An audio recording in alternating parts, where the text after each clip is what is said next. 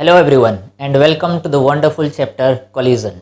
तो हम centre of mass और कोलिजन पढ़ रहे थे और आज ये सेशन थर्ड है या लेक्चर नंबर थर्ड है कोलिजन का। तो इस चैप्टर में बेसिकली इस टॉपिक में हम बेसिकली देखेंगे लास्ट केस में या लास्ट सेशन में जो हमने फार्मूले डिराइव किए थे उस फार्मूले का बेसिकली क्या मैजिक है या हम उस फार्मूले को यूज़ करके न्यूमेरिकल्स कैसे फास्ट बना सकते हैं वो सारी चीज़ें देखेंगे। तो लास्ट वाला लेसन आपको पूरा क्लियर होना चाहिए और लास्ट लेसन में हमने एक बहुत ही मैजिकल फार्मूला डिराइव किया था कि आपको 5 चीज़ें गिवन रहेगा और 2 चीज़ें पूछेगा। 5 चीज़ें क्या गिवन रहेगा सर वो थोड़ा देखते हैं। तो आपको गिवन रहेगा कि ऑब्जेक्ट का 2 ऑब्जेक्ट है यहाँ पे, एक है M1 और दूसरा है M2। थोड़ा सा ऊपर ड्रॉ करते हैं इसको। तो एक ऑब्जेक्ट है M1 और ये मूव कर रहा है U1 स्पीड से और एक दूसरा ऑब्जेक्ट है that is M2 and this is moving with speed U2, ऐसे जा रहा है। तो ये 4 चीज़ें हो गया, यानी M1, M2, U1, U2 ये 4 चीज़ें हुआ। ये दिया रहेगा, इसके साथ साथ आपको दिया रहेगा value of E that is known as coefficient of restitution. Okay, तो ये सारी कहानी आपको बेसिकली पूरा क्लियर हो जाना चाहिए।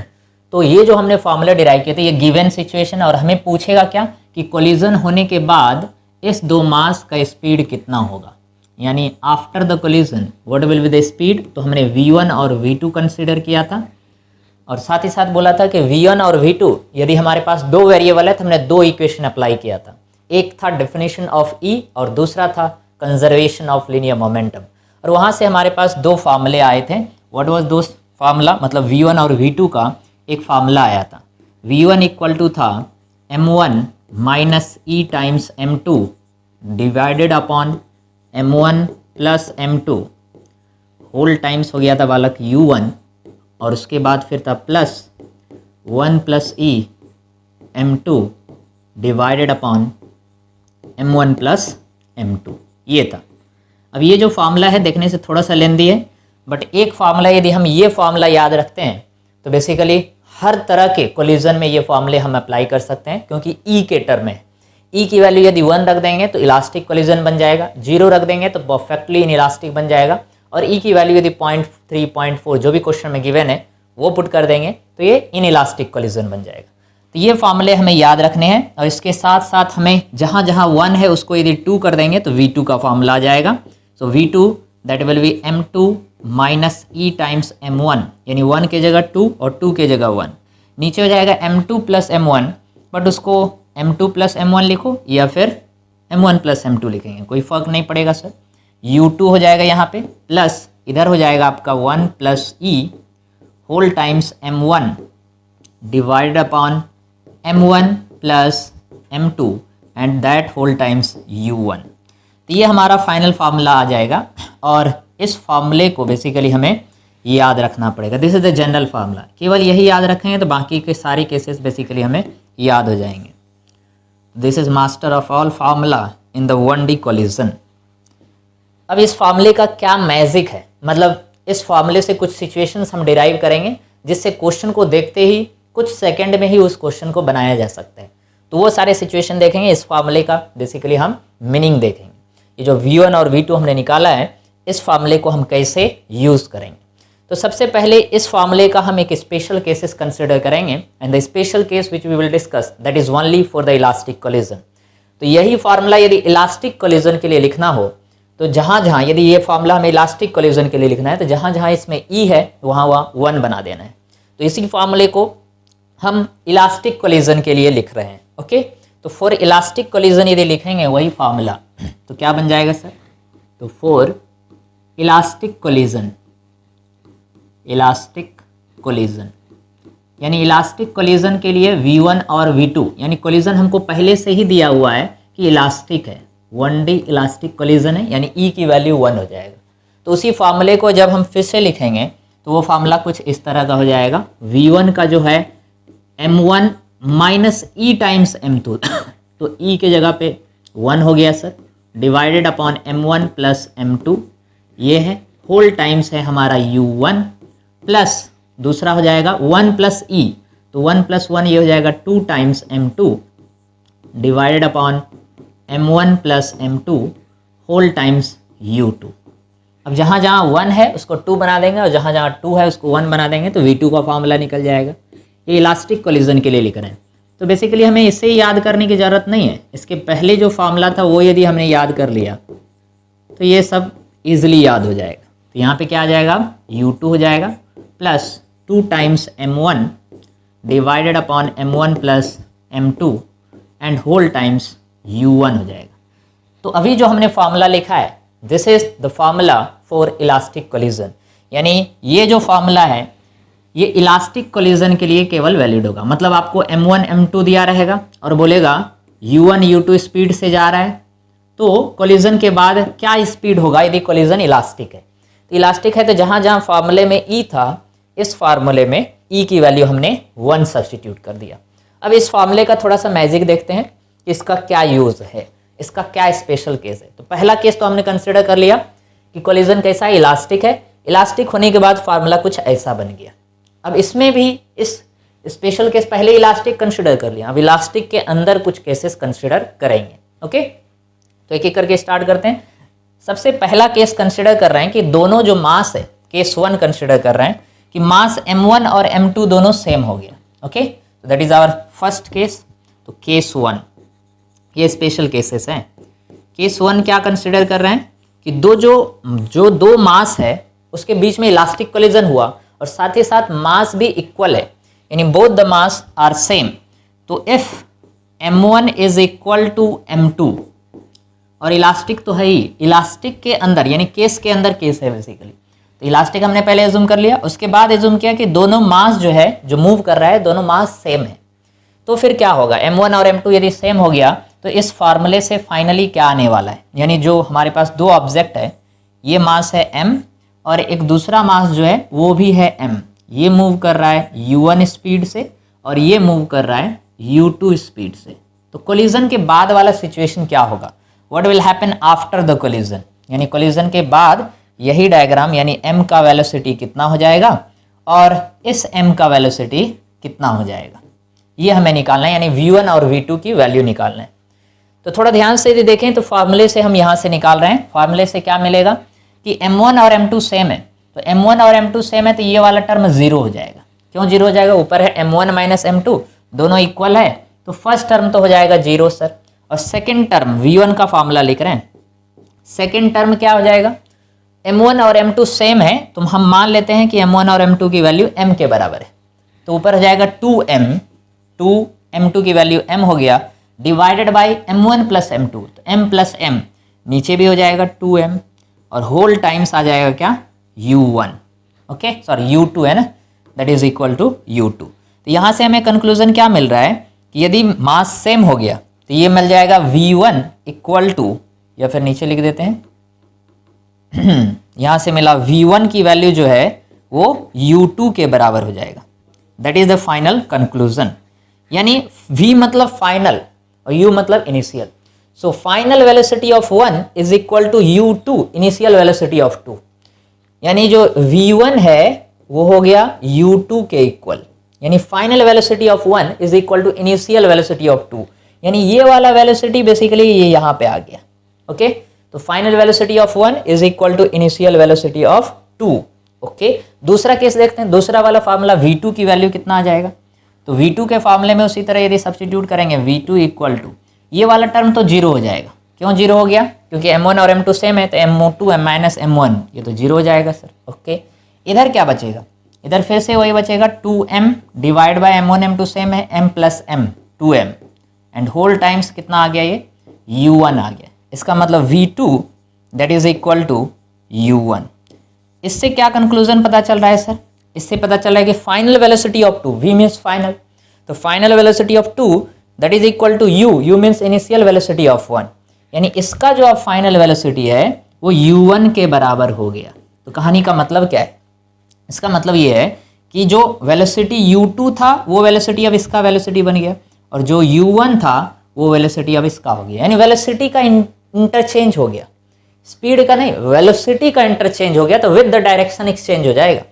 तो इस तरह के सिचुएशन जहां पर इलास्टिक कोलिजन हो और साथ ही साथ दो ऑब्जेक्ट का मास इक्वल हो तो वेलोसिटी का क्या हो जाएगा, एक्सचेंज हो जाएगा। यानी केस 1 से पता चल रहा है कि there is a exchange of velocity.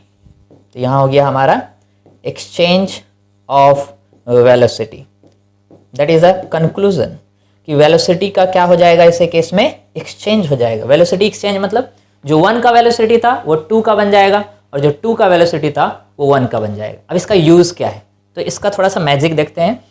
Case क्या है, इलास्टिक होना चाहिए और साथ ही साथ जो दो मास है दोनों मास इक्वल होना चाहिए, तो वेलोसिटी का एक्सचेंज हो जाता है। क्वेश्चन कैसे पूछेगा सर, तो मान लो एक एक करके देखते हैं एग्जाम्पल। पहला एग्जाम्पल मान लो आपको ऐसे बोला है कि एक सरफेस है सर, ओके, और इस सरफेस के ऊपर दो ऑब्जेक्ट मूव कर रहे हैं। This is the mass m and this is also mass m। अच्छी बात है, ये मूव कर रहा है 4 मीटर पर सेकेंड से, okay, and this mass is at rest. ये हो गया इनिशियल सिचुएशन, यानी एक सरफेस है और सरफेस के ऊपर एक बॉल रखा हुआ है और दूसरा बॉल इधर से मूव करते हुए आ रहा है 4 मीटर पर सेकेंड से। This is the speed 4 metre per second. तो कोलिजन के बाद का सिचुएशन क्या होगा यदि कोलिजन इलास्टिक है, यानी क्वेश्चन में पहले ही बोल दिया है कि E की वैल्यू कितना है, 1 है। इलास्टिक कोलिजन है तो बाद का सिचुएशन क्या होगा, तो बाद का सिचुएशन आपको डायग्राम में दिया रहेगा या ऑप्शन में दिया रहेगा। तो बाद का सिचुएशन आपको कैसे ड्रॉ करना है इस केस में, तो वेलोसिटी का एक्सचेंज हो जाएगा। वेलोसिटी एक्सचेंज मतलब जो पहले 1 का वेलोसिटी था वो 2 में आ जाएगा और 2 का वेलोसिटी कितना है, रेस्ट में, इसका मतलब 0, तो इसका वेलोसिटी 0 हो जाएगा। तो फाइनल सिचुएशन कुछ इस तरह से हो जाएंगे सरफेस पे। अब ये वाला मास, ये जो है this will come to rest, okay, और दूसरा वाला मास क्या होगा, ये मूव करना चालू कर देगा, कितने से, 4 मीटर पर सेकेंड से। तो वेलोसिटी का एक्सचेंज हो गया। तो ऐसे क्वेश्चन को सॉल्व करने की जरूरत ही नहीं, जस्ट देखेंगे और सॉल्व कर देंगे। अब इसी को थोड़ा सा लॉजिकल में या अलग अलग लॉजिक के टर्म में क्वेश्चन दिया रहता है आपको। यदि यही क्वेश्चन ऐसे बोला कि, थोड़ा अच्छे से ड्रॉ करते हैं, बोला फिर से सरफेस है, that was the first example. फिर से ये एक सरफेस है सर, ओके, इनिशियल सिचुएशन और फाइनल सिचुएशन ड्रॉ करने बोला है। इनिशियल सिचुएशन क्या है सर, तो इनिशियल सिचुएशन ये 1 था and this is second example. Initial situation आपको ऐसे दिया है कि हर बॉल इक्वल मास का है। This is ball number 1, this is ball number 2, this is ball number 3 and this is ball number 4। 4 ball है जिसमें से केवल ये मूव कर रहा है, this ball is moving with some velocity, let us consider 5 metre per second, और बाकी का सभी बॉल ये रेस्ट में था। All the balls are at rest, यानी 2, 3, 4 ये रेस्ट में है और मूव कौन कर रहा है, केवल 1, और सभी आइडेंटिकल बॉल है। आइडेंटिकल मतलब सभी का मास सेम है और सरफेस भी फ्रिक्शनलेस सरफेस है और इलास्टिक कोलिजन है। फिर से E की वैल्यू कितना दिया हुआ है, इस केस में 1 दिया हुआ है। तो फिर से बोला है कि फाइनल सिचुएशन ड्रॉ करने के लिए फाइनल सिचुएशन का डायग्राम कैसा होगा, तो ऑब्वियसली आप ड्रॉ कर सकते हैं। जब भी इलास्टिक कोलिजन हो और मास सेम हो तो वेलोसिटी का एक्सचेंज हो जाएगा। तो होगा क्या, बेसिकली जो 5 मीटर पर सेकेंड था ये इसका वेलोसिटी था, जब ये 2 से टकराएगा तो 5 मीटर पर सेकेंड 2 में चला जाएगा, यानी 2 5 से मूव करना चालू कर देगा और 1 रेस्ट में आ जाएगा, ओके। उसके बाद फिर क्या होगा, 2 टकराया 3 से, तो 2 में 5 मीटर पर सेकेंड आया था, चला जाएगा किसमें, 3 में, और फिर 2 रेस्ट में आ जाएगा और 3 से फिर 4 में चला जाएगा, तो 5 मीटर पर सेकेंड से 4 मूव करेगा और 3rd आ जाएगा रेस्ट में। यानी फाइनल डायग्राम यदि ड्रॉ करेंगे that will be something like this, यानी जो फाइनल डायग्राम आपको दिखेगा वो कुछ इस तरह का दिखेगा। कैसा सर, यानी फाइनली बॉल नंबर 1, 2 एंड 3 ये रेस्ट में आ जाएगा और जो 4th बॉल है that will start moving with a 5 metre per second, 5 metre per second, okay. ये ऐसा होता है। और ये एक एग्जांपल आपने देखा भी होगा, 3rd एग्जांपल आप वो ऑसिलेशन के टर्म में देख सकते हैं। 3rd एग्जांपल लेते हैं in terms of oscillation, but condition क्या है, मास हर बॉल का सेम होना चाहिए, मास हर ऑब्जेक्ट का सेम होना चाहिए और साथ ही साथ इलास्टिक कोलिजन होना चाहिए। तो 3rd एग्जांपल ऐसा है, जैसे आपको बोला है कि ये एक सीलिंग से एक छोटा सा मास लटका दिए हैं, okay, that is the mass first one. एक और बॉल लटक रहा है सर इधर, दैट इज अनदर बॉल, ये सेकेंड, और इधर से एक बॉल 60 डिग्री एंगल से छोड़ दिए। कितने एंगल से छोड़ दिए सर, 60 डिग्री एंगल से छोड़ दिए। This is the 3rd ball, okay. तो जैसे इस बॉल को इधर से छोड़ेंगे तो फाइनल सिचुएशन क्या होगा, तो 3rd बॉल यहाँ से छोड़ें, ये इससे आएगा, सब आइडेंटिकल बॉल है तो 2 से टकराएगा, तो जो वेलोसिटी 3rd में आएगा जस्ट बिफोर हिटिंग वही वेलोसिटी चला जाएगा 2 में और 3rd रेस्ट में आ जाएगा, क्योंकि 2nd रेस्ट में है अभी। जब 3rd 2 से टकराएगा वेलोसिटी का एक्सचेंज हो जाएगा, तो सेकंड अभी रेस्ट में है, तो थर्ड फिर रेस्ट में आ जाएगा और 2 मूव करना चालू करेगा, और 2 फिर 1 से टकराएगा, 1 मूव करना चालू करेगा, और 1 उतना ही एंगल तक ऊपर जाएगा जितना एंगल से ये थर्ड आया था। क्योंकि इस डायग्राम में यदि देखो तो 5 मीटर पर सेकेंड पहले 1 में था और बाद में 4 में चला गया। उसी तरह से जितने एंगल से ये बॉल आया था, 1 बॉल जो है फर्स्ट बॉल, उतने एंगल तक ऊपर चला जाएगा। यानी इसका यदि सिचुएशन हम ड्रॉ करें तो वो कुछ ऐसा दिखेगा, यानी आफ्टर द कोलिजन सिचुएशन कुछ ऐसा दिखेगा, और ये चलता रहेगा यदि इलास्टिक कोलिजन है तो फाइनल सिचुएशन इस तरह से हो जाएगा कि बॉल 1 इधर आ जाएगा, और अब रेस्ट में आ जाएगा बॉल नंबर 2 और बॉल नंबर 3। तो ball 2 and 3 that will come to rest, और 1 जो है उतना ही एंगल तक ऊपर चला जाएगा, कितने एंगल तक, 60 डिग्री। तो इस तरह से ये कोलिजन चलता रहेगा, टक टक टक टक, और ऐसा आपने देखा भी होगा बहुत सारे डिवाइस ऐसा है जिसमें वो ऑसिलेशन वाला पेंडुलम का आपने देखा होगा। तो ये होता है ड्यू टू इलास्टिक कोलिजन, और साथ ही साथ मेंटेन करना है किसकी वैल्यू, मास की वैल्यू इक्वल, यानी मास इक्वल होना चाहिए और साथ ही साथ इलास्टिक कोलिजन होना चाहिए, तो वेलोसिटी का क्या होगा, एक्सचेंज हो जाएगा। ऐसे क्वेश्चन सॉल्व करना आपके लिए बहुत ही ईजी हो जाएगा। अब यदि कभी भी बोल दिया कि कोई भी 2 ऑब्जेक्ट है, मास है मान लो 2 kg which is moving with 6 metre per second, okay, और दूसरा एक बॉल है जिसका मास है मान लेते हैं 3 kg, और सॉरी सेम मास होना चाहिए 2 kg, और ये मूव कर रहा है मान लेते हैं 5 मीटर पर सेकेंड से, तो आफ्टर द कोलिजन सिचुएशन क्या होगा, तो आप तुरंत बोलेंगे कि इसका स्पीड इसमें चला जाएगा, यानी इससे ये 6 से मूव करना चालू करेगा और ये 5 से मूव करना चालू करेगा। अब यहाँ पे डायरेक्शन के साथ वेलोसिटी का एक्सचेंज होता है। इसका मतलब क्या है, डायरेक्शन के साथ वेलोसिटी का एक्सचेंज होने का मतलब है, यदि मान लीजिए क्वेश्चन में आपको 5 मीटर पर सेकेंड ये इधर दिया हुआ है, this is 5 metre per second, तो आप कैसे करोगे, वेलोसिटी का एक्सचेंज हो रहा है, इसका मतलब magnitude as well as direction का एक्सचेंज हो रहा है। तो ये जा रहा है 2 kg इधर 6 मीटर पर सेकेंड से, और ये इधर आ रहा है 5 मीटर पर सेकेंड से। After the collision situation draw करना है, तो वेलोसिटी डायरेक्शन के साथ एक्सचेंज होगा। कहने का मतलब ये 2 kg और ये भी 2 kg, okay sir. After the situation यही वेक्टर उठ के यहाँ पे आ जाएगा, यानी 5 मीटर पर सेकेंड पहले इसमें था, वही अब इस मास में आ जाएगा, तो 5 मीटर पर सेकेंड डायरेक्शन के साथ एक्सचेंज करना है, मतलब जो वेक्टर का डायरेक्शन पहले था अभी भी वही रहेगा। तो पहले इसमें था, वही वेक्टर इसमें आ गया। उसी तरह 6 मीटर पर सेकेंड इधर था, अब 6 मीटर पर सेकेंड इधर आ जाएगा, ओके। तो वेलोसिटी का एक्सचेंज होने का मतलब है direction as well as magnitude का एक्सचेंज हो जाएगा। तो ये केस नंबर 1 हमने पढ़ा। केस नंबर 1 क्या था कि इलास्टिक कोलिजन के लिए यदि मास सेम हो जाए, इलास्टिक कोलिजन है और साथ ही साथ जो 2 ऑब्जेक्ट के बीच में कोलिजन हो रहा है वो क्या हो रहा है, मास यदि सेम होने से ऐसे ऑब्जेक्ट में वेलोसिटी का एक्सचेंज हो जाता है, ओके। ये तो समझ में आ गया, और ये हमारा इलास्टिक कोलिजन का जनरल फार्मूला है। अब थोड़ा सा एक और स्पेशल केस कंसिडर करते हैं, इस फार्मूले को एक बार और लिखते हैं और फिर दूसरा केस पे मूव करते हैं, केस नंबर 2। उससे आपको और भी मजा आएगा, ओके, इंटरेस्ट डेवलप हो जाएगा आपका फिजिक्स में देखो कैसे। तो हमारा केस क्या है, इलास्टिक कोलिजन। इलास्टिक कोलिजन के लिए हमारा फॉर इलास्टिक कोलिजन पहले फार्मूला लिख देते हैं, फॉर इलास्टिक कोलिजन, इसके लिए पहले फार्मूला लिख देते हैं। तो इलास्टिक कोलिजन के लिए जो फार्मूला लिखा था V1 और V2 का, वो फिर से एक बार लिख देते हैं। V1 इक्वल टू था M1 माइनस M2, हालांकि ये याद नहीं करना है आपको, E वाला याद करना है जो जनरल फार्मूला है, होल टाइम्स है U1 का plus 2 times M2 divided by M1 upon M2, M1 plus M2 whole times U2, okay. ये था, और जहाँ जहाँ 1 है वहाँ 2 बना देना है, जहाँ 2 है वहाँ 1 बना देंगे, तो V2 का फॉर्मूला आ जाएगा।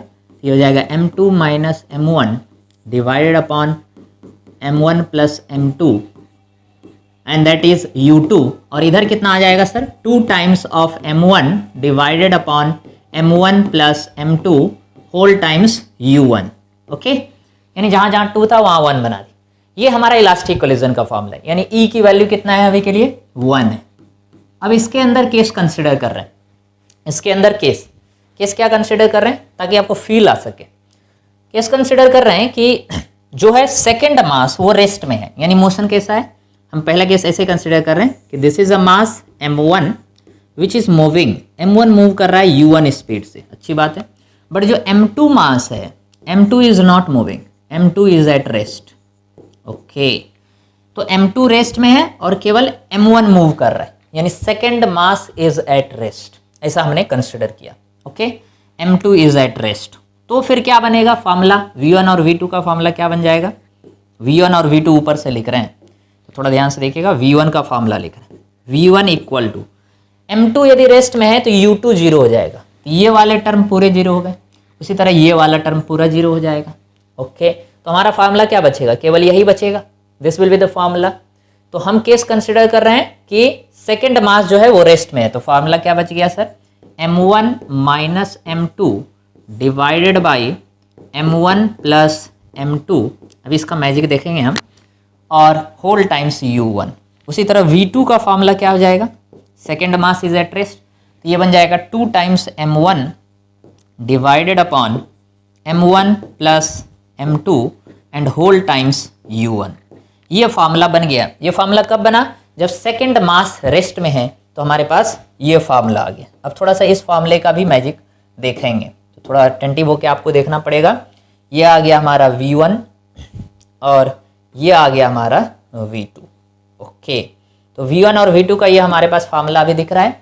अब इसके अंदर केस हमने पहले क्या कंसिडर किया, second mass is at rest, और उसके अंदर केस के अंदर केस कंसिडर कर रहे हैं। तो अब हमारा केस नंबर 2 है, बेसिकली जो केस 1 था उसी तरह से ये केस 2 के बारे में हम पढ़ रहे हैं। तो केस 2 अब क्या आएगा, case 2 second case. Okay, case 1 में हमने दोनों मास को इक्वल माना था, सेकेंड केस में पहले क्या माना हमने, ये स्पेशल केस पढ़ रहे हैं, स्पेशल केस। स्पेशल केस में सबसे पहले क्या माना है हमने कि सेकेंड मास रेस्ट में, सेकेंड मास रेस्ट में होने के बाद ये आ गया फार्मूला। अब उसके अंदर हम केस के अंदर केस कंसिडर कर रहे हैं कि जो मास मूव कर रहा है वो बहुत ही ज़्यादा है, यानी इफ मास m1 जो कि मूव कर रहा है that is much more greater than m2, ज़्यादा नहीं बहुत ही ज़्यादा है, यानी जो m1 मास मूव कर रहा है हमारा वो बहुत ही ज़्यादा है और m2 मास क्या है वो रेस्ट में है। तो ऐसे केस में यानी जो मूव कर रहा है हमारा मास वो बहुत ही ज़्यादा है और जो रेस्ट में है वो बहुत ही कम है। एग्जाम्पल लेते हैं तब आपको समझ में आएगा। एग्जाम्पल के लिए जैसे आपको यदि बोला कि ट्रेन मूव कर रहा है और उसके ट्रैक पे कोई एक बंदा आ गया, तो मान लेते हैं ट्रेन और ट्रैक का एग्जाम्पल आपको अच्छी तरह समझ में आएगा। तो ये मान लो कि ये सर रेलवे ट्रैक है, ओके, और इस ट्रैक के ऊपर मूव कर रहा है, क्या मूव कर रहा है सर, अभी के लिए ट्रेन मूव कर रहा है। सो ट्रेन बना देते हैं सर, ट्रेन देख लो सर किधर ट्रेन है, this is the train. Okay, ये बुलेट ट्रेन है, एज्यूम कर लेते हैं, चलो अच्छी बात है। और कोई एक बंदा है जो रेलवे ट्रैक पे आके खड़ा हो गया, बोल रहा है आज तो ट्रेन को रोक ही देंगे अकेले। ओके, तो इधर ये लल्लू लाल बोल के एक बंदे हैं, ये आके खड़े हो गए हैं और ये बंदे क्या बोल रहे हैं, आज तो ट्रेन को रोक के ही रहेंगे। ओके, तो मूव कौन कर रहा है, मूव कर रहा है ट्रेन, यानी u1 that is the speed of the train sir, and u2 is at rest, यानी second mass is at rest. तो m1 इज मूविंग और m2 इज एट रेस्ट, और जो मूव कर रहा है उसका मास बहुत ही ज़्यादा है, और m2 मतलब वो जो लल्लू लाल है वो रेस्ट में है। तो ऐसे केस में क्या होगा, m1 बहुत ही ज़्यादा है और m2 बहुत ही कम है। हालांकि ये वेलोसिटी को हम कॉमन सेंस से प्रिडिक्ट कर सकते हैं, बट थोड़ा सा फाइनल सिचुएशन देखते हैं, फाइनल क्या होगा, यानी आफ्टर द कोलिजन क्या सिचुएशन होने वाला है, तो उसको फार्मूले वाइज देखते हैं। तो सबसे पहले यदि फार्मूले वाइज देखेंगे तो m1 बहुत ही ज़्यादा है, m1 बहुत ही ज़्यादा है m2 से, तो यहाँ से इस फार्मूले से लिख रहे हैं, पहले v1 लिख रहे हैं, तो इस फार्मूले से हमारा v1 क्या आएगा वो लिखते हैं। तो v1 that is equal to m1 बहुत ही ज़्यादा है, तो बहुत ज़्यादा माइनस बहुत कम, मतलब ट्रेन का मास माइनस पर्सन का मास, तो कोई इफेक्ट पड़ेगा क्या, नहीं। तो m1 माइनस m2 ये अप्रॉक्स m1 के बराबर ही होगा, m1 माइनस m2 m1 के बराबर, क्योंकि m1 बहुत ही ज़्यादा है और m2 बहुत ही कम है, तो ऊपर तो रहेगा m1 के बराबर हो जाएगा, डिवाइड बाय नीचे बहुत ज़्यादा मास प्लस बहुत कम मास, m1 मतलब बहुत ज़्यादा, तो बहुत ज़्यादा प्लस बहुत कम मतलब ऑलमोस्ट m1 के बराबर ही हो गया नीचे भी, एंड होल टाइम्स क्या u1 यानी ये m1 कैंसिल हो जाएगा। तो यहाँ से फाइनल कंक्लूजन ये पता चल रहा है कि v1 that is equal to u1। 1 का मतलब क्या है यहाँ पे ट्रेन, और 2 का मतलब है पर्सन। तो final velocity of train v1, final velocity of train is equal to initial velocity of train, और ये होना ही था। क्यों, यदि कोई पर्सन यदि चाहे कि ट्रेन को रोक दे तो ट्रेन को कोई इफेक्ट होगा क्या, नहीं, ट्रेन जिस स्पीड से जा रहा था उसी स्पीड से चलते रहेगा कोलिजन के बाद भी। तो कोलिजन के बाद और कोलिजन के पहले ट्रेन के स्पीड में कोई चेंज नहीं होगा, तो final speed of the train that is equal to initial speed of the train. But दूसरा सिचुएशन क्या होगा, यानी v2 final velocity of to का मतलब है पर्सन। तो कोलिजन के बाद, कोलिजन के पहले तो ये रेस्ट में था, कोलिजन के बाद उसका वेलोसिटी कितना होने वाला है इस पर्सन का, तो वो थोड़ा फॉर्मूले से देखते हैं। 2 टाइम्स m1, तो 2 टाइम्स m1 बहुत ही ज़्यादा है, 2 times m1 divided by m1 plus m2, तो m1 बहुत ही ज़्यादा, m2 बहुत कम, तो m1 plus m2 almost m1 के बराबर ही होगा, बहुत ज़्यादा प्लस बहुत ही कम। ट्रेन का मास प्लस पर्सन का मास ऑलमोस्ट ट्रेन के मास के बराबर है, तो नीचे भी m1 ही रहेगा and whole times u1। Okay, तो फाइनली इस फॉर्मूले से हमें क्या दिख रहा है कि m1 कैंसिल हो गया और फाइनल वेलोसिटी ऑफ टू का मतलब है person, that is equal to 2 times of u1। u1 का मतलब है इनिशियल वेलोसिटी ऑफ ट्रेन, मतलब final velocity of the person that is 2 times initial velocity of train. मतलब क्या, पहले खड़ा था सोच रहा था रोक देंगे, अचानक ट्रेन आया और उसके बाद वो जब उड़ेगा टकराने के बाद, कौन, ये पर्सन, तो उसका स्पीड कितना होगा, double the speed of train, यानी final velocity of the person v2 that is equal to 2 times initial velocity of the train. ये सिचुएशन होगा। तो ये सारी सिचुएशन को यदि आप याद रखते हैं तो ऐसे क्वेश्चन यदि दिया तो आप ऑब्वियसली वैसे क्वेश्चन को बहुत ही ईजी तरह से बना सकते हैं। एग्जाम्पल एक ले लेते हैं, जैसे आपको क्वेश्चन में दे दिया कि अभी एक हैवी मास मूव कर रहा है या बहुत ही लार्ज मास है sir, that is suppose 2000 kg, 2000 kg का मास मूव कर रहा है कितने से, 4 मीटर पर सेकेंड से, डन। और ये टकराया एक छोटे से मास से, कितना सर, 2 kg के मास से, 2 kg के मास से जाके टकरा गया। ये इनिशियल सिचुएशन है। कोलिजन के बाद का सिचुएशन क्या होगा, तो कोलिजन के बाद का सिचुएशन फाइनल वेलोसिटी, उसको व्हाइट कलर में लिख रहे हैं कि इसका वेलोसिटी तो वही रहेगा, इसकी वेलोसिटी में कोई चेंज नहीं आएगा, जैसे ट्रेन की वेलोसिटी में कोई चेंज नहीं आया, तो इसका वेलोसिटी 4 मीटर पर सेकेंड ही रहेगा आफ्टर द कोलिजन। बट इसका वेलोसिटी कितना हो जाएगा, डबल हो जाएगा after the collision, 2 times of initial, मतलब 4 का डबल, यानी इसका वेलोसिटी हो जाएगा 8 मीटर पर सेकेंड। तो ऐसे क्वेश्चन को आप हालांकि फॉर्मूले में पुट करके भी बना सकते हैं, बट यदि ये सब केसेस आपको याद है तो ऐसे केसेस में डायरेक्टली आप डील कर सकते हैं। जस्ट देखते ही क्वेश्चन आप आंसर बता देंगे कि आफ्टर द कोलिजन ये बहुत ही हैवी मास है, इसकी वेलोसिटी में कोई चेंज नहीं होगा, बट इसकी वेलोसिटी क्या होगा, डबल हो जाएगा वेलोसिटी ऑफ द हैवियर मास, उससे डबल। तो इसका 4 था तो इसका 8 हो गया। बट ये सारी कहानी तभी वैलिड है जब कोलिजन इलास्टिक हो और साथ ही साथ कंडीशन क्या है, सेकेंड मास रेस्ट में है, पहला वाला मास मूव कर रहा है। तो ये हमने केस 2 कंसिडर किया, यानी स्पेशल केस क्या था हमारा कि second mass is at rest, और उसके अंदर केस था कि जो मूव कर रहा है वो बहुत ही ज़्यादा है और जो रेस्ट में है वो बहुत ही कम है।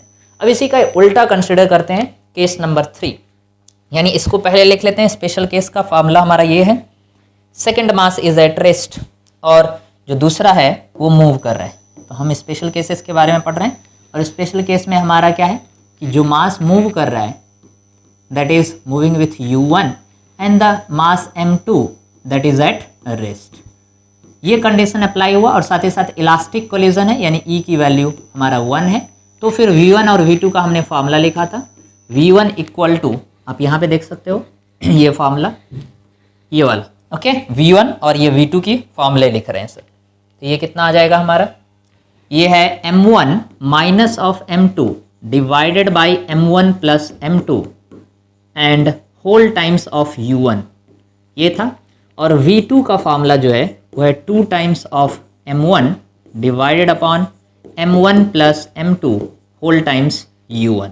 ये सिचुएशन है हमारा, ओके। तो ये हमारा स्पेशल केसेस है बेसिकली, और उसके अंदर अब केस 3 कंसिडर कर रहे हैं। This is a special case, okay.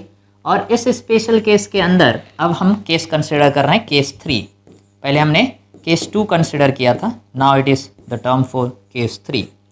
तो केस 3 में हम क्या कंसिडर करेंगे, जैसे हमने यहाँ पे कंसिडर किया था कि जो मूव कर रहा है वो बहुत ही ज़्यादा था, अब इसका उल्टा कंसिडर कर रहे हैं, जो रेस्ट में है वो बहुत ही ज़्यादा है, यानी if m2 that is much more greater, यानी जो रेस्ट में है that is much more greater than the mass m1, यानी जो मूव कर रहा है वो बहुत ही कम है और जो रेस्ट में है वो बहुत ही ज़्यादा है। जो मूव कर रहा है वो रेस्ट में है और जो मूव कर रहा है वो बहुत ही कम है और जो रेस्ट में है वो बहुत ही ज़्यादा है। तो M2 रेस्ट में, M2 बहुत ही ज़्यादा है और मूव कर रहा है M1, और M1 की मास क्या है, बहुत ही कम है। तो ऐसे केस में फॉर्मूले हमारे क्या आएंगे। बट आगे बढ़ने से पहले यहाँ पे कुछ वैल्यू लिख लेते हैं। यदि M2 बहुत ही ज़्यादा है तो पहले है M1 माइनस M2, तो M1 माइनस M2 इसकी वैल्यू अप्रॉक्स कितना हो जाएगा, यानी M2 बहुत ही ज़्यादा है, M1 बहुत ही कम है। M2 मान लो 2000 kg और M1 2 ग्राम, तो 2 ग्राम माइनस 2000, 2 ग्राम माइनस 2000 ये अप्रॉक्स किसके बराबर है, ये माइनस M2 के बराबर है, क्योंकि M2 बहुत ही ज़्यादा है। तो M1 माइनस M2 ये माइनस M2 के बराबर हो गया। उसी तरह M1 प्लस M2 कितना होगा सर, M1 प्लस M2 की यदि बात करें, M1 प्लस M2 ये अप्रॉक्स किसके बराबर होगा, तो M2 बहुत ही ज़्यादा है, M1 बहुत ही कम है, ये अप्रॉक्स M2 के बराबर ही हो जाएगा। तो ये चीज़ें हम याद रखेंगे। ओके, अब इसी सिचुएशन को थोड़ा सा इस फॉर्मूले में फीड करते हैं और V1 और V2 का वैल्यू निकालते हैं। ओके, चलो तो पहले हम वैल्यू निकाल लेते हैं, उसके बाद हम फिर से यहाँ पे एग्जाम्पल आपको बताएंगे कि क्या होगा। तो V1 का फार्मूला लिख रहे हैं इस फार्मूले से, इस स्पेशल केस में V1 का फार्मूला क्या बनेगा, V1 तो M1 minus M2, M1 minus M2, M2 बहुत ही ज़्यादा है तो ये माइनस M2 के बराबर हो गया, so minus M2 divided bye यहाँ पे M1 प्लस M2 जो कि M2 के बराबर हो गया, M2 बहुत ही ज़्यादा है, होल टाइम्स ऑफ U1। तो यहाँ से फाइनली क्या पता चल रहा है कि final velocity of 1 that is equal to minus of initial velocity of 1। Okay, example लेंगे अभी, फिर अच्छे से समझ में आएगा। उसके बाद इसका देखते हैं, यहाँ से पता चल जाएगा V2 equal to 2 times M1 divided by नीचे M1 प्लस M2, M2 बहुत ही ज़्यादा है तो M1 plus M2 approx M2 के बराबर है। अब थोड़ा सा कॉमन सेंस से देखेंगे, M1 बहुत ही कम है, ये ऑलरेडी M1 बहुत ही कम है, अप्रॉक्स 0 के आसपास है, बहुत ही कम मतलब 0 के आसपास, या फिर ये बहुत ही कम और नीचे बहुत ही ज़्यादा, तो समथिंग बाई इन्फिनिटी हो गया, नीचे बहुत ही ज़्यादा होने से समथिंग बाई इन्फिनिटी हो गया, तो ये ऑलमोस्ट क्या हो जाएगा 0। तो this is approximately equal to 0, ये U1 लिखने की जरूरत ही नहीं। तो यहाँ से ये डायरेक्टली ये पता चल रहा है कि जो V2 की वैल्यू है M1 बहुत ही कम है तो ऊपर 0 आ जाएगा, ऐसे कंसिडर करें। तो final velocity of 2 that will remain 0। इसका मतलब क्या है, थोड़ा सा इसको फील करते हैं, एग्जाम्पल लेते हैं। जैसे मान लीजिए आपको किसी ने बोला कि वॉल के ऊपर, देयर इज अ वॉल, ये दीवार है और वॉल के ऊपर एक बॉल को थ्रो किए, देयर इज अ बॉल, ये एक बॉल है, बॉल का कुछ मास है सर 2 kg 3 kg कुछ भी है, और ये मूव कर रहा है 6 मीटर पर सेकेंड से। ओके, तो 1 का मतलब यहाँ पे ये M1 हो गया अभी हमारा M1, और ये हो गया वॉल हो गया हमारा M2। तो वॉल का mass, this is a wall and this is a ball, तो वॉल का मास बहुत ही ज़्यादा है, यानी M2 बहुत ही ज़्यादा है और M1 बहुत ही कम है, बॉल का मास बहुत ही कम है। आफ्टर द कोलिजन सिचुएशन क्या होगा, तो आफ्टर द कोलिजन ये बॉल जो है वो अपोजिट डायरेक्शन में रिफ्लेक्ट होना चालू हो गया, it will start moving in this direction. तो पहले 6 से जा रहा था, अब वेलोसिटी हो जाएगा -6 मीटर पर सेकेंड, यस और नो। तो वेलोसिटी का डायरेक्शन बेसिकली क्या हुआ, चेंज हो गया। तो पहले था 6 मीटर पर सेकेंड, अब हो जाएगा -6 मीटर पर सेकेंड। तो वही लिखा हुआ है कि फाइनल वेलोसिटी ऑफ 1 का मतलब ball, that is equal to minus of initial velocity of 1। तो इनिशियल वेलोसिटी का माइनस हो जाएगा, तो इनिशियल था 6, बाद में हो जाएगा -6, दैट्स डन।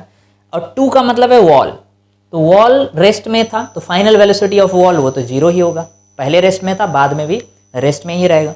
2 जो मास था वो रेस्ट में है, और अभी भी V2, V means final, 2 means wall, that will remain at rest. तो ये सारी फीलिंग यदि हम डेवलप कर पाते हैं तो क्वेश्चन को टैकल करना बहुत ही ईजी हो जाएगा, बहुत ही ईजी वे में, मतलब क्वेश्चन को देखते ही हम बेसिकली सॉल्व कर पाएंगे related to the formula which we learn. Okay, अब इसके साथ ही साथ ये पूरा कहानी था based on which formula, the general formula.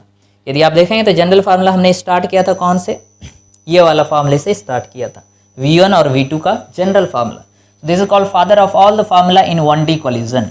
ये यदि हमें याद है V1 और V2 तो हम किसी भी तरह के क्वेश्चन को बेसिकली टैकल कर सकते हैं। कई बार तो आपको direct M1, M2, U1, U2 और E दिया रहेगा और V1, V2 पूछेगा तो उस केस में तो आपको फार्मूले में सब्स्टिट्यूट करना ही है। और कुछ समझ में नहीं आ रहा है तो कंजर्वेशन ऑफ मोमेंटम लगा देंगे, डेफिनेशन ऑफ E लगा देंगे, ऐसे क्वेश्चन बहुत ही ईजी बन जाएंगे। अब समझते हैं जिसको बोलते हैं कोलिजन विद द ग्राउंड या कोलिजन विथ द ग्राउंड या 1D collision with the ground. तो ऐसे केस में क्या करते हैं, तो बेसिकली हम ई के डेफिनेशन को यूज़ करते हैं। We can use the definition of e, यानी डेफिनेशन ऑफ ई पे बेस्ड होके आपसे क्या क्वेश्चन पूछे जा सकते हैं वो थोड़ा सा समझते हैं। इसको बोलते हैं question based on definition of e. तो क्वेश्चन का टाइप आप लिख सकते हो, this is the question based on definition of e. Definition of e का मतलब है अभी कोएफिशिएंट ऑफ रेस्टिट्यूशन। तो इस पे बेस्ड होके क्या क्वेश्चन पूछे जा सकते हैं वो बेसिकली अब देखते हैं। तो question based on E V have. Okay, अब थोड़ा सा ई का डेफिनेशन देख लेते हैं। ई का डेफिनेशन तो हमें पता ही है सर। तो ई इज इक्वल टू, ये फॉर्मूला होता है velocity of separation by velocity of approach. तो velocity of separation upon velocity of approach. Okay, या इसी को यदि फॉर्मूले वाइज लिखें तो ई इक्वल टू कितना हो जाएगा, दैट विल बी v2 माइनस v1। ये सारी कहानी आपको क्लियर होना चाहिए। v2 माइनस v1 अपॉन अप्रोच का मतलब होता है u1 माइनस u2। तो ये हमारे पास ई का फार्मूला है। अब ई से फार्मूले से बेस्ड होके क्या क्या क्वेश्चन पूछे जा सकते हैं वो थोड़ा सा देखते हैं, यानी इस फार्मूले से बेस्ड होके क्या क्या क्वेश्चन बनाए जा सकते हैं। तो ये बहुत ही मैजिकल फार्मूला है बेसिकली। इस फार्मूले को यूज़ करके बहुत सारे क्वेश्चन, जिसको बोलते हैं question related to collision with the ground भी बोलते हैं। तो collision with the ground basically अब हम डिस्कस कर रहे हैं। तो टॉपिक का नाम क्या है सर, आप ऐसे भी लिख सकते हो, collision with the ground. Collision with the ground, या फिर इसको कई बार वॉल भी बोलते हैं, ग्राउंड हो या वॉल हो। कोलिजन विद द ग्राउंड ये डिस्कस करेंगे। ओके, बहुत ही इंटरेस्टिंग सिचुएशन है, थोड़ा सा फोकस्ड हो गए ये देखना पड़ेगा कोलिजन विद द ग्राउंड क्या है। और अभी हम 1D कोलिजन की बात कर रहे हैं, will not talk about the 2D collision, यानी ऑब्लिक कोलिजन में अभी तक नहीं गए, 1D कोलिजन ही डिस्कस कर रहे हैं। तो एक एक करके सिचुएशन लेते हैं। सिचुएशन हमें पढ़ना क्या है बेसिकली वो पहले देख लेते हैं। तो यहाँ पे आपसे 2-3 चीज़ें पूछा जाएगा। पहला चीज़ें क्या पूछेगा, फर्स्ट मान लो आपको बोला कि ये ग्राउंड है। ओके, अच्छी बात है। एक बॉल जो है वो ऊपर से आया, तो ऊपर से आया, ये ग्राउंड है हमारा भी, और ऊपर से आके बॉल जो है सरफेस को हिट किया। कितनी वेलोसिटी से हिट किया, यानी जस्ट बिफोर हिटिंग इस बॉल का जो स्पीड था वो था यू था। This is known as velocity of the ball before first collision. U का नाम है velocity of ball before first collision.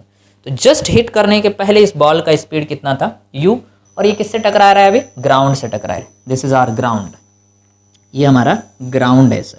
तो ग्राउंड के साथ हिट किया, तो यहाँ पे 1 और 2 को समझना पड़ेगा। 1 का मतलब है बॉल और 2 का मतलब है ग्राउंड।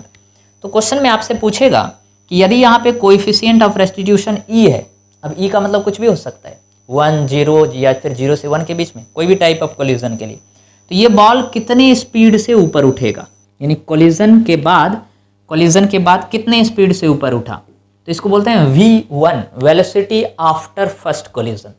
U का नाम क्या है, velocity before first collision.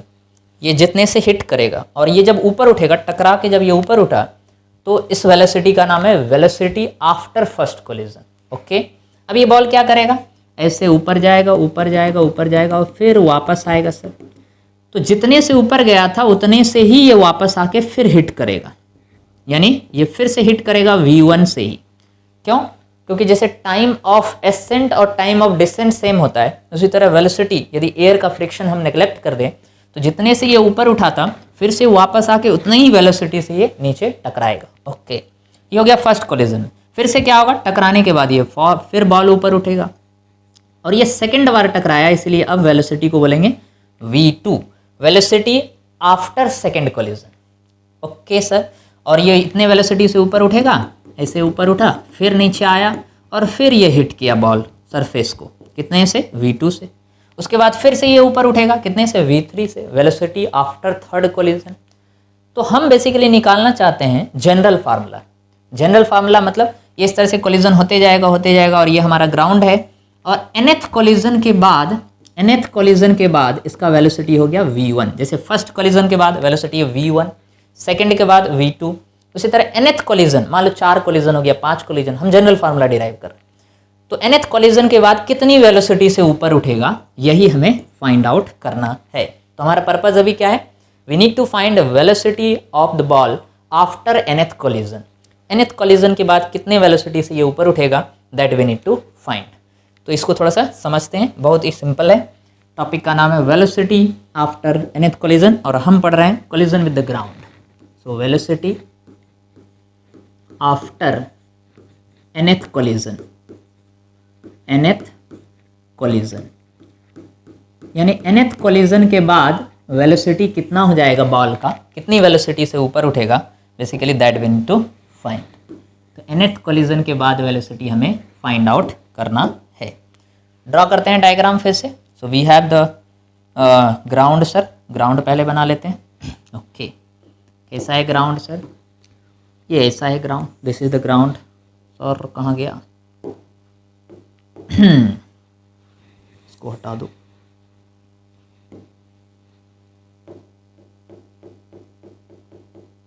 Okay so we have ground, कैसा है सर, ये मान लेते हैं ये ग्राउंड है। ओके ओके सर, बॉल आके हिट किया इस ग्राउंड के ऊपर, दिस इज ग्राउंड, इसको ग्राउंड मान रहे हैं। ओके सर, और बॉल ऊपर से आया और just before first collision ball का जो स्पीड था that is u। So u is the speed of the ball before first collision. अच्छी बात है, यहाँ पे 1 और 2 हमें ध्यान देना है। 1 का मतलब है हमारा बॉल, ओके, सो बॉल को हम 1 बोलेंगे और 2 का मतलब है ग्राउंड। 1 का मतलब बॉल, 2 का मतलब ग्राउंड, ये समझना पड़ेगा। 1 और 2 क्योंकि सारे फॉर्मूले 1 और 2 के टर्म में, तो 1 2 हमें समझने पड़ेंगे। हमें निकालना है, पहले हम निकाल लेते हैं कि फर्स्ट कोलिजन के बाद कितनी वेलोसिटी से ये ऊपर उठेगा। तो what will be the velocity of the ball after the first collision, यानी पहले कोलिजन के बाद, कोलिजन हुआ ग्राउंड से, फिर कितने वेलोसिटी से ये ऊपर उठेगा, v1 निकाल लेते हैं पहले। ओके यानी v1 का फार्मूला हम पहले निकाल रहे हैं। कैसे निकलेगा, कितना निकलेगा, चलो थोड़ा ध्यान से समझते हैं। v1 निकाल रहे हैं, वेलोसिटी आफ्टर फर्स्ट कोलिजन। तो हम डेफिनेशन ऑफ e यूज करेंगे। तो by definition of e, definition of e का डेफिनेशन हमारे पास क्या है सर, ये है e equal to that is velocity of separation मतलब v2 माइनस v1 divided by u1 minus u2। Okay अच्छी बात है, थोड़ा ध्यान से समझना है यहाँ से। अब लिख रहे हैं e को e रहने देते हैं क्योंकि e की वैल्यू तो क्वेश्चन में दिया रहेगा सर। ओके 2 का मतलब ग्राउंड है, 1 का मतलब बॉल है, 2 का मतलब ग्राउंड, 1 का मतलब बॉल। ओके तो v2, v मतलब फाइनल, 2 का मतलब ग्राउंड, तो final velocity of ground, ground थोड़ी मूव करेगा, बॉल हिट करेंगे ग्राउंड क्या वाइब्रेट करेगा ग्राउंड तो ग्राउंड ही रहेगा सर। तो फाइनल वेलोसिटी ऑफ 2 मतलब फाइनल वेलोसिटी ऑफ ग्राउंड, 2 का मतलब ग्राउंड है, तो ये तो 0 ही रहेगा सर, माइनस इनिशियल v मतलब फाइनल, तो फाइनल वेलोसिटी ऑफ 1, फाइनल का मतलब आफ्टर द कोलिजन, तो फाइनल वेलोसिटी ऑफ 1 का मतलब बॉल का फाइनल वेलोसिटी जो कि v1 ही है, वही तो हमें फाइंड करना है। तो we need to find the value of v1 divided by u1, u का मतलब इनिशियल, 1 का मतलब ball, initial velocity of ball, initial velocity of 1 जो कि नीचे है, नीचे है तो माइनस लेंगे, कितना है माइनस u हो जाएगा। ओके और माइनस माइनस u का मतलब इनिशियल, 2 का मतलब ग्राउंड, तो इनिशियल वेलोसिटी ऑफ ग्राउंड, पहले भी ग्राउंड रेस्ट में ही था, तो इनिशियल वेलोसिटी ऑफ ग्राउंड 0 होगा। हो गया सर, तो यहाँ से e इक्वल टू कितना आ गया हमारा, minus of v1 divide by minus of u, minus और माइनस कैंसिल हो गया, और यहाँ से यदि आप थोड़ा देखेंगे ये माइनस माइनस कैंसिल कर दिए, तो ये आ गया v1 equal to e times u। इसका मतलब क्या है, थोड़ा फील करते हैं, यानी आया था ये बॉल कितने से, u से, और ये अब ऊपर उठेगा कितने स्पीड से, that will be e times u, e times u, यानी ये आया था u से, अब जाएगा कितने से, e टाइम्स u से जाएगा। Simple, this is the velocity after first collision. अच्छा इसी चीज को हम ऐसे लिख सकते हैं क्या, v1 को e टाइम्स u है, but can we write e to the power 1 into u. हाँ कोई प्रॉब्लम नहीं है सर, e का पावर 1 इंटू यू, क्योंकि कुछ भी पावर नहीं मतलब 1। ओके उसी तरह से ये बॉल फिर से ऊपर जाएगा, ऊपर गया ऐसे, ये बॉल ऊपर गया ऊपर गया ऊपर गया, और ये फिर नीचे आएगा, उसी लाइन में आएगा, बट जब नीचे आ जाएगा ये बॉल, ये ऐसे नीचे आया, तो फिर ये हिट करेगा उतना ही स्पीड से, यानी v1 से ही हिट करेगा। Okay so it will hit the ground again with v1, V1 से गया, V1 से हिट करेगा। अब हमारा क्वेश्चन है कि दूसरी बार ये टकराया, दूसरी बार टकराने के बाद इसका वेलोसिटी हो गया V2, तो V2 कितना होगा? एक तो हम कॉमन सेंस से निकाल सकते हैं और दूसरा फिर से फार्मूला यूज़ करो फिर से निकालो। चलो कॉमन सेंस से निकालते हैं क्योंकि फार्मूला में यूज़ करके तो आपको आ ही गया। कॉमन सेंस से निकालते हैं। कोई भी बॉल यदि U से हिट करता है तो ऊपर उठता है EU से, E टाइम्स U से। अभी कितने से आया? अभी आया V1 से, तो कितने से ऊपर उठेगा? E टाइम्स V1 से ऊपर उठेगा। आई होप क्लियर हो गया होगा। बॉल आया था U से, ऊपर उठा E टाइम्स U से। अब आया V1 से, तो कितने से ऊपर उठेगा? ये उठेगा E टाइम्स V1 से। बट V1 की वैल्यू तो हम फाइंड कर चुके हैं सर, तो V1 कितना हो जाएगा? E को E रहने दो, V1 की वैल्यू है E टाइम्स U, तो ये V1 की वैल्यू बेसिकली लिख दिए E टाइम्स U। इसका मतलब क्या हो गया? V2 की फाइनल वैल्यू कितना आ गया? That is equal to E to the power 2 into U। तो कहने का मतलब है कि V2 ये पता चल गया कितना? E का पावर 2 इंटू U। ओके, अब थोड़ा सा कॉमन सेंस लगाओ कि वेलोसिटी आफ्टर फर्स्ट कोलिजन है E का पावर E इंटू यू, मतलब E का power 1 into u. Velocity after second collision है E का पावर 2 इंटू यू। तो वेलोसिटी आफ्टर थर्ड कोलिजन क्या होगा? E to the power 3 into u. Fourth collision के बाद कितना होगा? E to the power 4 into u. तो जनरलाइज कर देते हैं अब इसको। वेलोसिटी आफ्टर nth कोलिजन कितना हो जाएगा?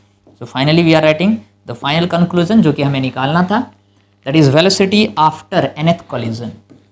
सो velocity after nth collision, nth collision यानी nth कोलिजन के बाद, nth कोलिजन मतलब 4, 5, 6 जो भी दिया है क्वेश्चन में, वो कितना हो जाएगा? उसको कैसे लिखेंगे? वेलोसिटी आफ्टर फर्स्ट को V1 लिखते हैं, आफ्टर सेकंड को V2 लिखते हैं, तो Vn हो जाएगा। और फॉर्मूला क्या हो जाएगा? जैसे V1 था E to the power 1 into u, V2 हो गया E टू द पावर 2, तो ये हो जाएगा E to the power n into u. But इस फॉर्मूले में याद रखेंगे वेलोसिटी आफ्टर nth कोलिजन को Vn लिखें, E है coefficient of restitution, but what is U? U है velocity, velocity before first collision, velocity before first collision यानी पहले कोलिजन के पहले जो स्पीड था जिससे हिट किया था, that is the U। Okay, तो इस तरह के क्वेश्चन या सिचुएशन हमें पता है तो हम बहुत ही जल्द क्वेश्चन को बना सकते हैं। क्वेश्चन थोड़ा सा ले लेते हैं इसके ऊपर। तो एग्जाम्पल क्या है सर? एग्जाम्पल ले लेते हैं। एग्जाम्पल क्या है? जैसे मान लीजिए आपको क्वेश्चन में बोला कि ये ग्राउंड है, okay, let me take the ground, ये ग्राउंड है, ओके सर, अच्छी बात है। और कोएफिशिएंट ऑफ रेस्टिट्यूशन यानी E की वैल्यू अभी दिया हुआ है 1/2, ओके, नो प्रॉब्लम। और एक बॉल जो है वो हिट किया ग्राउंड को, और जस्ट बिफोर हिटिंग इसका स्पीड था 16 मीटर पर सेकेंड। आपसे क्वेश्चन में पूछा है फाइंड V3, इसका मतलब क्या है? V3 का मतलब है velocity after third collision. Question में पूछा है find velocity after third collision. पूरा लिख देते हैं question, find velocity after third collision यानी 3 बार टकराया ग्राउंड से, ओके। तो पहले आएगा नीचे टक, फिर ऊपर उठेगा टक, फिर नीचे उठेगा टक, ऐसे 3 बार टकराया। तीसरे कोलिजन के बाद स्पीड कितना होगा? तो हमारे पास जनरल फार्मूला है सर, जनरल फार्मूला है Vn का, यानी वेलोसिटी, सॉल्यूशन लिख रहे हैं सर, तो वेलोसिटी आफ्टर nth कोलिजन का फार्मूला है Vn equal to E to the power n into u, okay. अभी के लिए n की जगह कितना हो जाएगा? 3 हो जाएगा, तो V3 इक्वल टू हो जाएगा E to the power 3 into u. अब जस्ट वैल्यू प्लग करना है, चलो कर दो। E का वैल्यू है 1/2, तो ये हो जाएगा 1/2 पावर 3, और initial velocity before first collision वो है 16 गिवन है क्वेश्चन में। तो V3 इक्वल टू हो गया हमारा कितना? दैट विल बी 1/2 का क्यूब, ये 1/8 हो जाएगा, इंटू 16 कर देंगे, कैंसिल कर दो, 2 मीटर पर सेकेंड आ जाएगा। That is the final answer.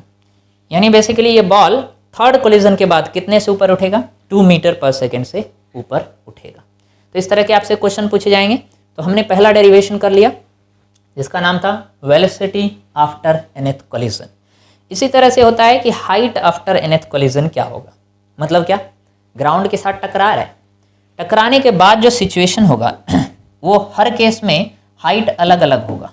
यानी पहली बार टकराया, कुछ हाइट तक गया, फिर दूसरी बार टकराया, कुछ हाइट तक गया, फिर टकराया टकराया टकराया टकराया। तो देखो हाइट कम होते जा रहा है, हाइट कम हो रहा है। तो हाइट यदि मान लो बोला सेकंड कोलिजन के बाद कितना ऊपर उठेगा, यानी पहले एक बॉल को हमने छोड़ दिया, यानी ये ग्राउंड है और हमने एक बॉल को छोड़ दिया, मान लो इनिशियल हाइट दिया हुआ है, इनिशियल हाइट मान लो 100 मीटर, तो 100 मीटर की हाइट से हमने छोड़ दिया, आया टकराया ऊपर चला जाएगा, बट थोड़ा सा कम ऊपर जाएगा, तो इसको बोलते हैं H1 height after first collision. अच्छा नीचे फिर आएगा कितना, उतना ही नीचे आएगा जितना ऊपर गया था, फिर टकराया, फिर कितना ऊपर उठेगा, थोड़ा सा कम ऊपर उठेगा, इसको क्या बोलते हैं हाइट आफ्टर सेकेंड कोलिजन। फिर नीचे आएगा कितना, उतना ही नीचे आएगा, फिर और ऊपर उठेगा, तो इसको बोलेंगे H3। ऐसे करके टक टक इनफाइनाइट नंबर ऑफ कोलिजन होगा ऐसे केस में। तो ये बोलेगा कि सेकेंड कोलिजन के बाद कितना ऊपर उठेगा, और इनिशियल हाइट आपको दिया रहेगा, यानी h की वैल्यू दिया रहेगा, जैसे इनिशियल वेलोसिटी दिया था उसी तरह इनिशियल हाइट दिया रहेगा, तो इसको बोलते हैं हाइट आफ्टर nth कोलिजन। तो इसके बारे में थोड़ा सा देखते हैं, what is height after nth collision. तो टॉपिक का नाम है height after nth collision, that is height after nth collision, nth collision. तो हाइट आफ्टर nth कोलिजन क्या होगा, यानी फर्स्ट कोलिजन के बाद या सेकंड कोलिजन के बाद हाइट क्या होगा, यही हमें निकालना है। तो पहले डायग्राम को समझ लेते हैं। तो डायग्राम क्या है sir, we have the ground, okay, ये हमारा ग्राउंड हो गया, अच्छी बात है, ओके। और एक बॉल आया sir, this is our ground, और एक बॉल आया, तो बॉल को हमने ड्रॉप किया है कितनी हाइट से, मान लेते हैं इनिशियल हाइट जो है बॉल का, that height let us take that to be equal to, यानी ये जो बॉल था इस बॉल का इनिशियल हाइट दिया हुआ है, ओके, ये इनिशियल हाइट गिवन है, that is suppose h, initial height आपको h दिया हुआ और यहाँ से इसको ड्रॉप किए हैं। ड्रॉप करने का मतलब इसका इनिशियल स्पीड क्या होगा, इनिशियल स्पीड होगा 0, ओके। और just before hitting the ground, ये जब हिट करने वाला था उस समय बॉल का स्पीड मान लेते हैं u है, क्योंकि हमने u से ही डेरिवेशन किया था, हालांकि हमको v मानना चाहिए, v का मतलब फाइनल वेलोसिटी, तो v जो है v की वैल्यू u है अभी, ओके। फाइनल वेलोसिटी आप ऐसे भी लिख सकते हो, final velocity that is equal to u, यानी जस्ट बिफोर हिटिंग वेलोसिटी हो गया u, और जब ड्रॉप करते हैं किसी भी चीज़ को ड्रॉप या रिलीज करते हैं उसका इनिशियल वेलोसिटी ऑब्वियसली 0 होता है, तो वहाँ से हमने ड्रॉप किया जस्ट बिफोर हिटिंग, इसका वेलोसिटी है h, और हाइट कितने हाइट से इसको ड्रॉप किया, h हाइट से, ओके। सिचुएशन क्या होगा, इसके बाद ये बॉल थोड़ा ऊपर उठेगा, ओके, तो बॉल इतने हाइट तक आ गया सर, यानी पहले कोलिजन के बाद ये इतनी हाइट तक गया, ओके। ये हाइट कितना होगा, तो ये वैसे ऊपर जाएगा, और जितना ऊपर गया उतना ही इसको नीचे भी आना है, जितना ऊपर जाएगा उतना ही नीचे आएगा, ओके। उसी तरह से नेक्स्ट टाइम थोड़ा कम हाइट तक ऊपर जाएगा, जितना ऊपर गया उतना ही नीचे आना पड़ेगा, ओके सर, तो जितना ऊपर गया उतना ही नीचे आएगा। उसी तरह से यदि नेक्स्ट देखें फिर क्या होगा सर, नेक्स्ट, ओके, तो बॉल फिर से थोड़ा और कम हाइट तक जाएगा, मान लो ये यहाँ तक गया थोड़ा और, तो इसको क्या बोलेंगे सर, ये थोड़ा और कम हाइट पे जाएगा और उतना ही हाइट ये नीचे भी आएगा, तो सिचुएशन कुछ ऐसा चलता रहेगा। हमें निकालना है बेसिकली कि इस केस में कि हाइट आफ्टर nth कोलिजन क्या होगा। तो पहले कोलिजन के बाद जो हाइट है मान लो उसको लिख रहे हैं h1, तो h1 ऊपर गया, h1 नीचे आया। सेकेंड कोलिजन के बाद हाइट हो गया h2, ओके, तो जितना ऊपर जाएगा उतना ही नीचे जाएगा, तो वो h1 नहीं लिख रहे, तो ये h2 ऊपर चला गया, h2 नीचे आ जाएगा, फिर h3 ऊपर जाएगा, h3 नीचे आ जाएगा। ऐसे करके nth कोलिजन के बाद कितने हाइट तक ऊपर उठेगा बॉल, वो हमें निकालना है, ओके। तो सबसे पहले इनिशियल केस ले लेते हैं। तो इनिशियल केस हम क्या कंसिडर करते हैं कि बॉल जो था वो ए पॉइंट से स्टार्ट हुआ, ball started from point A और ए से बी तक मूव किया। इनिशियल स्पीड कितना है, ए का मतलब इनिशियल, बी का मतलब फाइनल, सो इनिशियल स्पीड है 0, फाइनल स्पीड है u, और डिस्प्लेसमेंट कितना हुआ, h हुआ, हालांकि माइनस h हुआ क्योंकि नीचे है। तो पहले इसका इक्वेशन लिखते हैं थोड़ा ध्यान से समझना है। तो ए से बी में लिख रहे हैं from A to B, A to B. Kinematics equation लगा देते हैं, बहुत ही फेवरेट है आपका, v square equal to, equation क्या है sir, v square equal to u square plus 2as। चलो v का मतलब फाइनल, u का मतलब इनिशियल, तो लिखते हैं v फाइनल वेलोसिटी, v मतलब b पॉइंट, तो फाइनल वेलोसिटी कितना माइनस u है, नीचे की तरफ है ना, तो माइनस u का square. Okay, initial velocity, initial का मतलब a, वहाँ से ड्रॉप किया तो इनिशियल वेलोसिटी तो 0 है, प्लस 2 एक्सेलरेशन की वैल्यू, ये ग्रेविटी की वजह से नीचे आता है, तो acceleration due to gravity minus होता है नीचे की तरफ, और डिस्प्लेसमेंट भी नीचे ही है तो माइनस h हो गया। ओके, तो इधर आ गया आपका यू स्क्वायर और इधर माइनस माइनस ये बन गया प्लस 2gh। तो यहाँ से यदि हम h का फॉर्मूला निकालें तो h इक्वल टू कितना आया, that is equal to u square by 2g, ये हो गया। Done sir, done sir. अब थोड़ा सा लॉजिक से समझना कि यदि हम h1 का फार्मूला लिखेंगे तो क्या आ जाएगा फार्मूला के में, h1 के जगह यदि मान लो h के जगह लिखे थे तो h था इनिशियल हाइट, वेलोसिटी कितना था u। अच्छा, यहाँ पे वेलोसिटी कितने से ऊपर उठेगा, v1 से ऊपर उठेगा सर। उसी तरह यहाँ पे कितने से ऊपर उठेगा, v2 से, यहाँ पे v3 से ऊपर उठेगा। तो यदि हम सेकंड केस के लिए फॉर्मूला लिखें तो for first collision h1 equal to आ जाएगा v1 का स्क्वायर बाई 2g। उसी तरह h2 के लिए लिखेंगे तो कितना आ जाएगा वो, h2 equal to v2 square by 2g, ऐसे चलते जाएगा। तो यदि हम nth कोलिजन के लिए लिखें, सिमिलरली करके लिख देते हैं, ये वर्ड बहुत ही मैजिकल है, सिमिलरली कुछ करने की जरूरत नहीं है, सिमिलरली। सिमिलरली किसके लिए लिख रहे हैं, nth कोलिजन के लिए हाइट लिख रहे हैं। Okay, height after nth collision, तो आप पूरा यहाँ पे लिख भी सकते हो, height after nth collision, nth collision. तो nth कोलिजन के लिए हाइट लिख रहे हैं, कितना हो जाएगा, hn लिखना पड़ेगा, इधर ही लिखते हैं, हाइट आफ्टर nth कोलिजन, ये हो जाएगा hn इक्वल टू, जैसे v1 लिख रहे हैं, h1 लिखें तो v1 square by 2g, h2 लिखेंगे v2 स्क्वायर बाई 2g, उसी तरह hn लिखेंगे तो ये हो जाएगा vn square by 2g, vn square by 2g। अब वेलोसिटी आफ्टर nth कोलिजन, ये तो हमको पता ही है, जो हमने डिराइव कर चुके हैं कि वेलोसिटी आफ्टर nth कोलिजन ये होता है e times of initial velocity. Okay, ये तो हमें पहले से पता है, velocity after nth collision e times of u होता है। Okay, e to the power n into u. Okay, e to the power n into u होता है वेलोसिटी आफ्टर nth कोलिजन, तो उसको यहाँ पे सब्स्टिट्यूट कर देते हैं तो ये हो जाएगा hn इक्वल टू, अब vn के जगह आ जाएगा e to the power n into u, और इसका हो जाएगा square divided by 2g। I hope ये क्लियर होगा सभी को। ओके, दिख रहा है, चलो अच्छी बात है। अब इसी फॉर्मूले में यदि ये स्क्वायर हो गया, इसका मतलब क्या हो जाएगा, फॉर्मूला देखना अचानक से आ जाएगा, hn इक्वल टू लिख रहे हैं फाइनल फार्मूला, स्क्वायर कर देंगे तो e का पावर ये n था और इसका स्क्वायर कर देंगे तो e का पावर 2n बन गया, ये हो गया e का पावर 2n, और बाकी बचा हुआ को एक साथ लिख रहे हैं तो u का square by 2g, so this will become u square by 2g। अब ये u square by 2g equation 1 में दिख रहा है, u स्क्वायर बाई 2g की वैल्यू कितना है, h के बराबर है, इनिशियल हाइट। तो अब फाइनल फार्मूला आ गया hn that is e to the power 2n, और u स्क्वायर बाई 2g की वैल्यू है कितना, h, तो h लिख दिए। ये मिल गया प्यारा सा फाइनल फार्मूला, यानी हाइट आफ्टर nth कोलिजन होता है e to the power 2n into h, जैसे वेलोसिटी आफ्टर nth कोलिजन होता है vn equal to e to the power n into h, वैसे हाइट आफ्टर nth कोलिजन होता है e का पावर 2n इंटू h। तो फाइनल कंक्लूजन क्या निकला, height after nth collision that is e to the power n into h। ये फॉर्मूले हमको याद रखने हैं, पावर 2n हो जाएगा, e का पावर 2n। एक क्वेश्चन लेते हैं, एग्जाम्पल लेते हैं तो अच्छे से समझ में आ जाएगा।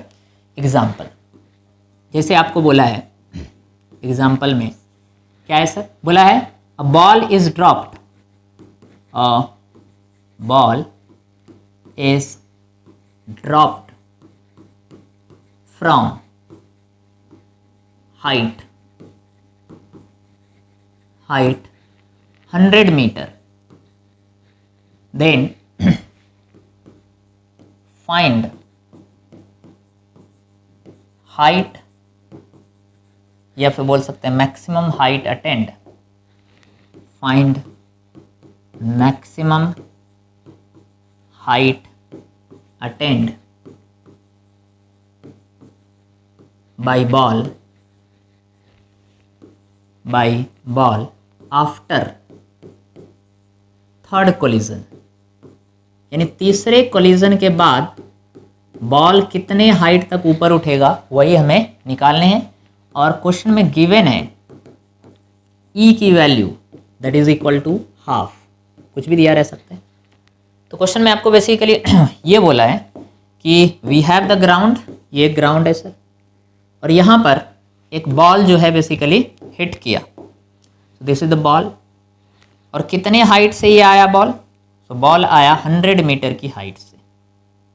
तो 100 मीटर की हाइट से बॉल को हमने छोड़ा, तो बेसिकली एच की जो वैल्यू है that is nothing but 100 metre. तो आपको बोला है तीसरे कॉलिजन के बाद ये कितना हाइट तक ऊपर उठेगा, what will be H3 value, H3 की वैल्यू आपको पूछा है, maximum height attend after nth collision. तो H3 की वैल्यू निकालना है, यही क्वेश्चन है। और E की वैल्यू आपको अभी के लिए दिया हुआ है 1/2, ग्राउंड के साथ टकराया तीसरे कॉलिजन के बाद, कुछ भी पूछ सकता है बट अभी के लिए तीसरे पूछा है। चलो निकाल लेते हैं। तो हमको ऑलरेडी फार्मूला पता है, हाइट आफ्टर nth कॉलिजन अभी अभी हमने डिराइव किया, ये था HN इक्वल टू e⁻²n था, ओके। या फिर सेकेंड कॉलिजन भी ले सकते हो सिंपल कैलकुलेशन के लिए, मान लो सेकेंड कॉलिजन ले रहे हैं, ओके। कितना हो जाएगा, वेलोसिटी आफ्टर सेकेंड कॉलिजन ले रहे हैं, कोई भी नहीं, कैलकुलेशन के लिए कुछ भी ले सकते हैं, बट मान लो सेकेंड कॉलिजन पूछा है, तो ये हो जाएगा H2। तो H2 की वैल्यू बेसिकली आपसे अभी पूछा गया। तो HN का जो फार्मूला है, general formula height after nth collision, ये है e⁻²n इंटू एच, एच है इनिशियल हाइट यानी हाइट बिफोर फर्स्ट कॉलिजन। तो इसी को H2 यदि निकालना है हमें तो n की जगह 2 ले लो, कितना हो जाएगा सर, e⁻² हो जाएगा 2 इंटू 2, n की वैल्यू 2 ले लिए, इन इंटू इनिशियल हाइट, अब वैल्यू पुट कर दो, H2 निकाल रहे हैं हाइट आफ्टर सेकेंड कॉलिजन। तो बता दो E की वैल्यू कितना है, हाफ, तो ये हो जाएगा 1/2, और इसका पावर हो जाएगा कितना, 2 इंटू 2, 4 लिख दो डायरेक्ट, और इनिशियल हाइट है कितना 100। फाइनल आंसर लिखते हैं 2⁴ यदि करेंगे तो ये 16 बन जाएगा, यानी एक बार स्क्वायर करो 4, फिर से स्क्वायर करो 16 हो जाएगा। तो ये हो जाएगा 100 डिवाइड अपॉन 16, या फिर ऐसे लिख दो 25/4। तो इतने मीटर हाइट तक ये ऊपर उठने वाला है, that is the value of H2। Understood everyone, ये H2 निकालना था। तो इस तरह से basically collision with the ground में ये दो फॉर्मूले हमें याद रखना पड़ेगा, velocity after nth collision and the height after nth collision. Velocity after nth collision है e⁻n into u. u is the initial velocity before first collision. hn e⁻²n into h. अब इससे रिलेटेड और भी क्वेश्चन बनते हैं कि कितने time के बाद बॉल रेस्ट में आ जाएगा, टोटल कितना डिस्प्लेसमेंट होगा, तो वो सारी चीज़ें भी देखेंगे। अभी के लिए यहीं पे रुकते हैं, तब तक के लिए बहुत बहुत धन्यवाद।